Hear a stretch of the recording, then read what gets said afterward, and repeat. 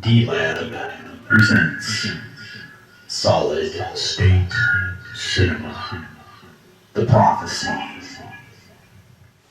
Hey, welcome to Solid State Cinema. On the bench today, we've got a RockTron Prophesy 1 with intermittent controls and noise. Let's fix her up. Here it is, the RockTron Prophesy 1. I have not worked on one of these in quite some time, but it has the common failures that most people experience with these units. It's intermittent controls. So these knobs across here are all encoders. So watch when I'm changing the selector. See how erratic it is? It's because that encoder is bad. If we go to the gain, that appears to be working. Bass, intermittent, see that? Treble, I'm sorry, mid, same thing. Treble, also intermittent. My guess is all these encoders are worn out, and the other complaint is noise. So I have an amplifier hooked up to the RockTron, and normally these pots are the culprits. If you turn the output, listen. So these can simply be cleaned unless I see evidence of damage behind. Alright, let's take a look inside and we'll discuss these encoders. Well, there's the string of encoders. There's 8 total. And in this case, I'm going to have to change all of them, okay? Normally, these units come in here, and if you look at this back plate of the encoder, they'll be pushed out, meaning that the control took an impact, and that physically breaks the encoder. But these don't show any signs of damage. They're probably just wore out, okay? The other thing is, a lot of people think you can get in here with contact cleaner and blast these encoders. You can't, okay? You cannot clean them. If you put cleaner in these, it will damage them even worse. The only option is to change them. And you look at this board and you think, oh man, I gotta gut all that out. Nope. You can simply remove the front panel and gain access to the circuit board that hangs over the front edge. That's what we're gonna do. So as I stated, this is an earlier model. This is the Prophesy 1. And it's got these nice aluminum knurled knobs with a set screw. The newer models have these push-on knobs, which are okay, but they're much more fragile. Don't have that quality feel like these older ones did. So this is going to be a fun project. So I'm pretty much going to remove all the knobs. You have to remove these nuts. There's a couple screws on the side, and this front panel will fold right down. All right, I've got the front panel loose. She's ready to come off, but first you need to remove these 2 ribbon cables and then these 2 power lines that go to the switch. They just slide on with little crimp-on terminals. Make sure to take those off or you could possibly damage this board, and that would not be good. So I forgot to show this connector. You need to remove that too. Okay, they're all loose. I could not get this other wire off the power switch, so I'm just going to leave it. We'll flip it up here. Let's turn around, take a look at those encoders. Alright, I was able to pop that crimp-on terminal off. I had better access. So you can see the encoders, okay? And if you flip it up, you can see there's plenty of room to get to the circuit board to change them out, okay? But now here is the big secret for changing these encoders, alright? So not everybody has a high-end desoldering station with a vacuum pump. Okay, so that's obviously the best way to do this because these are dual-sided circuit boards, okay? So if you just try to heat these things and pull them, you are going to damage the board, and then it's pretty much all over, guys. So I have a real easy way to remove these encoders that the common person can do at their home workbench. Alright, we're going to start with this encoder. It's easy access versus these down here where you have to remove the DSP board, right? So we're just going to change this one for now. Here is an encoder that's never been installed. You can see your 3 leads here. Then these go to the ground and also provide support for this PC mount encoder, okay? So here he is, and here's how you remove it. Take yourself a pair of good, sharp wire cutters. You're going to cut these ground frames, okay? You want to take your time, but this material will cut. And after we cut this, then we're going to rock it back, cut the 3 leads, remove the encoder, then you simply heat the leads that are left and pull them like teeth. Sorry, camera was in my way when I was trying to show this, but anyway, I've cut the ground frame, and now you see you can rock the encoder back. You just have those 3 leads, okay? So take your clippers, try to cut them as high as you can so you can get a hold of them. It is a little tricky, but it can be done. Like I said before, take your time, okay? Don't get in a rush. I've got 2 of them, I believe. Alright, got 1 left in the middle. Come on, she's really loose. The metal will fatigue and pop off, but I'm trying to remain with a little bit of meat up here to bite on. But you want to be super careful doing this, okay, it's off, because you don't want to damage these traces. Now the top side's all ground, so the fragile traces are underneath, okay? So we have not hurt those at all. Now you're going to take your soldering iron, start with these grounds, heat them up, and pull them out, just like teeth. Simple. Alright, I've got the grounds removed now. We're going to heat these little leads up. And I like to use my wire cutters rather than a pair of tweezers. But these are just poked through, so you just want to make sure it heats up. It's loose. There it is. Just like that, okay? Best advice is just be careful what you're doing. You can heat them up, and then we're going to take some solder wick and clear these holes. I'm having a little bit of difficulty doing this because I've got a video camera in my way. I'm trying to show you guys the process, okay? Anyway, I think you understand where I'm going here. Alright, so this last one's going to fight me a little bit. Come on. You can see it's loose. There it goes. Okay. Now, these holes need to be cleared. We're just going to use solder wick for that. Okay. So the best solder wick in the world, guys, is Chemtronics Chem Wick. It's got rosin built right into it. Does a great job for pulling solder on circuit boards. Okay. Try to minimize the time that you're applying heat to the board. Okay. And what I do on these little ones, they're the hardest ones to clear. That one popped right through. That was good. Stay away from that ribbon cable so you don't melt it. Oh boy. Okay.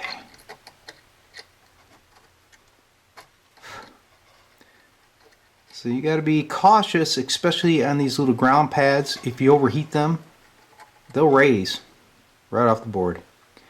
And then you'll lose the upper support, okay? But on these little guys, if you get lucky, like I am here, the solder will pull right through. But this ground, especially in the middle terminal, you're fighting this entire ground plane, so it's harder to heat it. So what I do is I get as much as I can top side, then I go below with the wick and pull it the other way.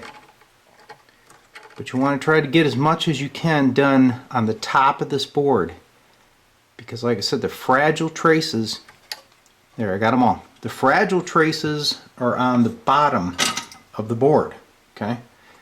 So if you're going to damage this board at all, it'd be if you're on the bottom side working on it. Okay, now when we resolder, obviously I have to be on the bottom side. Okay, so our holes are clear. Just kind of rock this guy around, make sure it's going to cooperate. And we're going to push it into place. Alright, come on. Okay, I'm getting a little bit of resistance over here. So there's probably still too much solder in this hole. The other side was going right in, but of course, it never goes the way you plan, right? So we're going to pull a little more solder out. There we go. Like I say, try to limit the amount of heat you're putting on these boards because they are fragile. And there it goes. Make sure it's square because after you solder this, there's no going back, okay? Got lucky in this one. I'm going to flip it upside down and solder it in place. I've got her flipped. This is the bottom of the board. See those two itty bitty traces? If you tried to desolder it down here, more than likely they would raise and you'd have a real nightmare on your hand. Okay, so I'm going to start by soldering the grounds back. And this solder will pull right to the top of the board. Okay, when you get done, you obviously want to inspect it, but there's no need to overload these connections. Okay, start the ground in the middle here.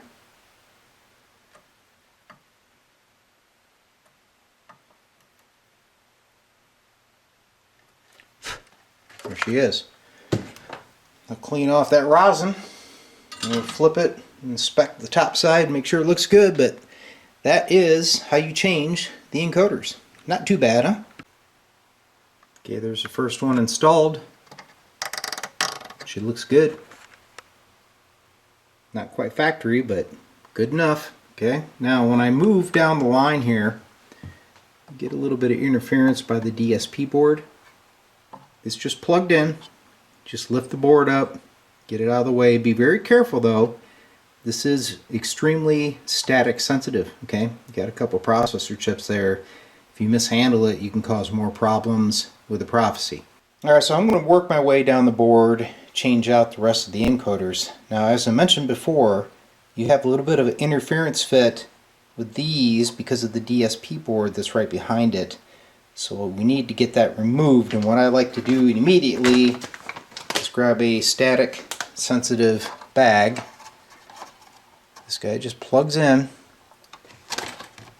Some of the newer ones actually have a retaining screw. Okay, so we're just going to pop him right in the protective bag, get it out of the way. After I change these, and we'll go over and clean these pots, put it together, retest. Since we're going to be changing all of them, I'm just going to go down the line, cut them all loose.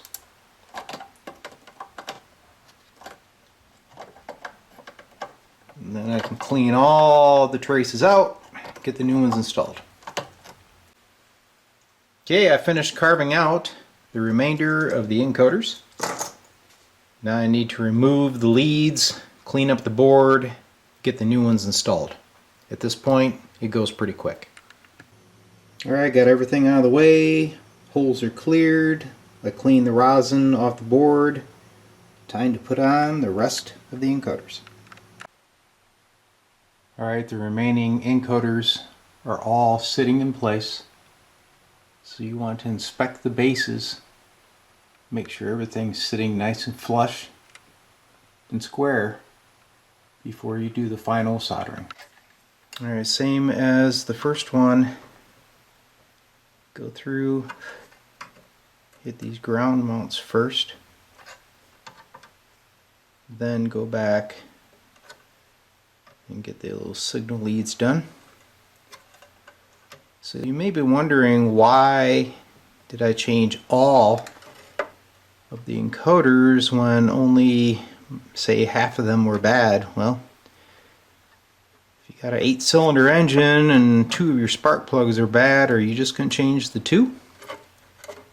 I prefer to be on the safe side, change all of them since they all have wear and tear from over the years. And that way I have a happy customer. I'd hate to send this unit back to him and say, man, it worked great, but all of a sudden this one started doing it, right? So if I'm in here doing the work, I'm just going to go ahead and change all of them, because I really don't want to get back in here and do it again. And when I do the actual leads of the encoder, I like to do the center first, which is the ground runner. And then I go back and get the other two. You can see I do not apply the heat very long. I just wait till I see that solder moving,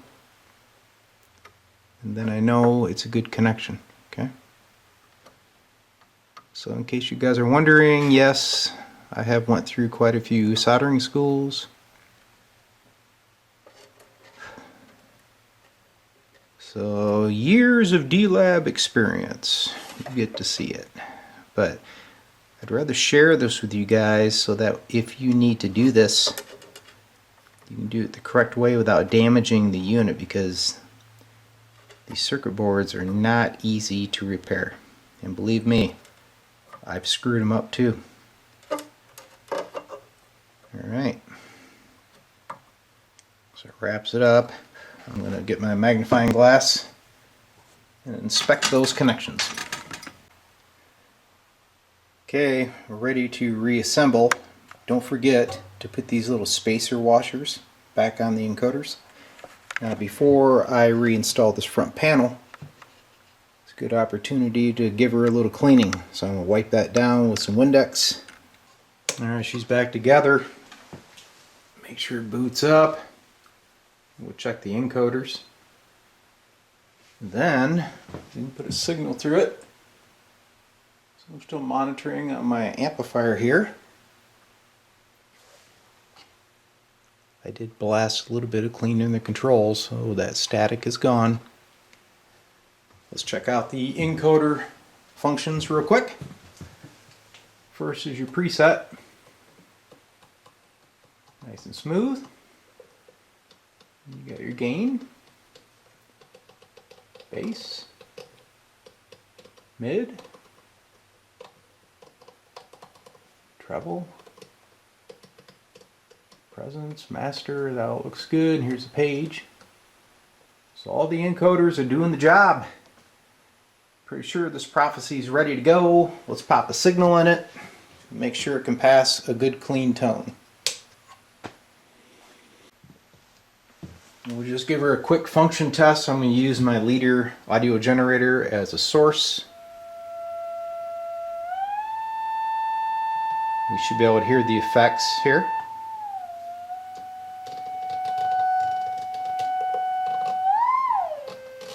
Okay. Level controls are working nice. No noise in them.